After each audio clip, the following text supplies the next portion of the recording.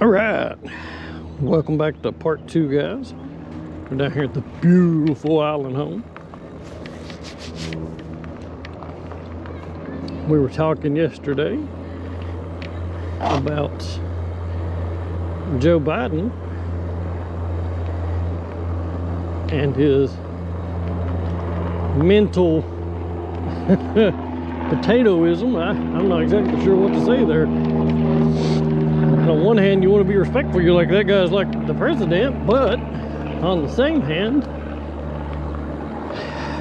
my goodness, what can one say? I mean, how politically correct can you possibly be? You know, with someone who's in such a bad shape. I feel sorry for the guy, you know. And I pray he is, especially during this time, since he is currently the commander-in-chief, you know, I'd pray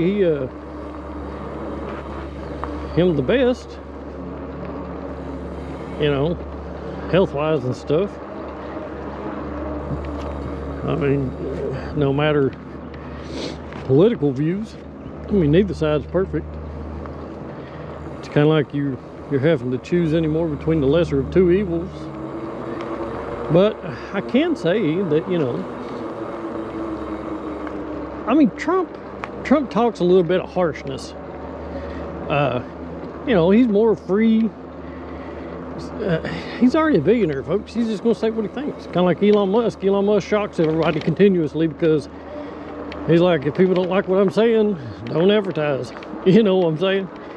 And that's something you don't normally hear, but nobody's taking into account. Hey, these guys are billionaires. They don't need money. You know, if they didn't make another dime in their whole life, they'd be fine with that.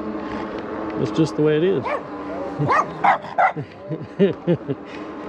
The cute little corgi. But, so I mean, to people like that, they tend not to have anything to lose, and they really just speak their mind. You know? Whatever that happens to be. Sometimes you agree with it, sometimes you don't. But,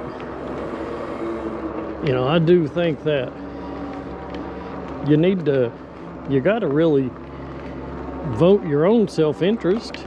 You know, you can't just be like, oh, my parents voted this way, so I'm gonna vote this way, or I was told to do this, therefore I'm doing this. You know, this is your freedom. Everybody else's freedom at stake. You got to really think this stuff out. You know, take it more seriously. Because if anything, these elections, the last couple, have really showed us that there's consequences. You know, elections truly do have consequences, and we wondered, you know, there for a long time. It's like, you know, does it really matter if we vote or don't vote, or if this person's in or is that person in? Do the policies change? Does anything even matter? You know, does it even matter? And clearly it matters. And like, what, eggs cost like 4 times what they did. Gas has doubled. Everybody's wallet has shrunken. Even stocks are in the shitter. You know, but on the plus side, if you were going to buy stocks, it would be a good time to get them for cheap. Stick you a bunch of money in the S&P 500 or something. That's what I'm going to do. One could do that. You know, obviously, not a financial advisor, not giving you advice. I'm just saying. And then when Trump gets in and they shoot through the roof, you'd have made a ton of money. That's kind of my game plan.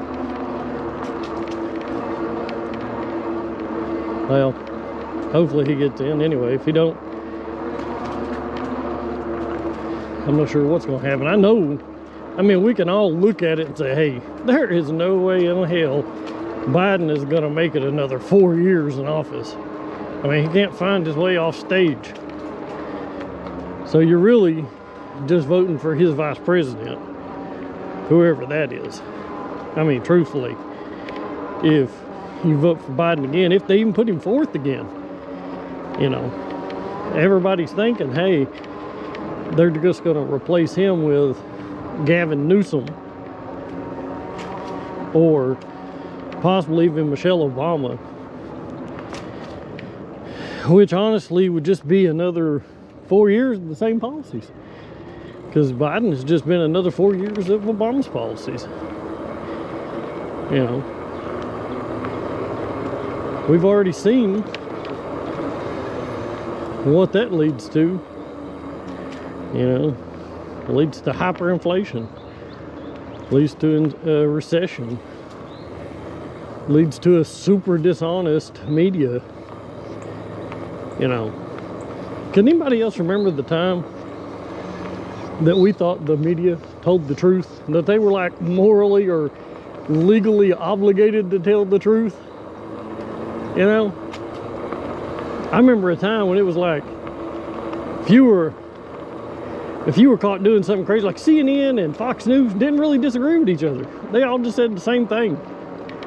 You know, we thought that they had to tell the truth, or, you know, like it was a law or something. And apparently, you know, one thing Donald Trump did do, you know, can't nobody dispute that, was, man, he ripped the cover off that. You know, their like excessive hatred of him really made it apparent, you know, that they're not forced to, you know, report the truth. You know, interestingly enough, you know, along with, you know, them speaking the other way, you know, because even in scandals, when caught in scandals, they wouldn't report, you know, none of, like, Obama scandals he got caught in, or the, I mean, could you imagine, folks? Can you imagine, like, Trump doing any of these things that Biden's doing? I'm like, if Trump gets confused one time and can't find his way off stage, I'm like, you'd be the biggest uproar you've ever seen. These people would go crazy. You know, that's just the way of it, I suppose. I just wish there was more truth. You know, more truth and less lies. I guess that's what we could all hope for and wish for on both sides. But well, folks, we're here at Ijams Nature Center. It's been good chatting politics with you. Leave your comments below. What you think about it, one way or the other. And stick around for part 3. And I'll see you in the morning. Peace.